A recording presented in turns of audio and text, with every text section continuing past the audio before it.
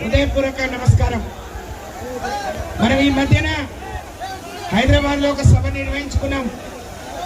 కొంతమంది ఆదివాసీ సోదరులు గతంలో హైకోర్టులో కేసు పెట్టిరు.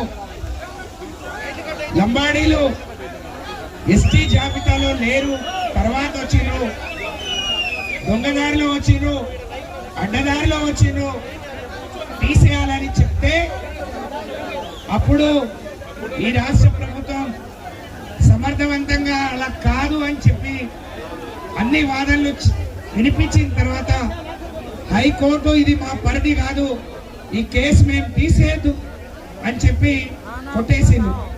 దాన్ని మళ్ళీ సుప్రీంకోర్టులో ఛాలెంజ్ చేసిండు.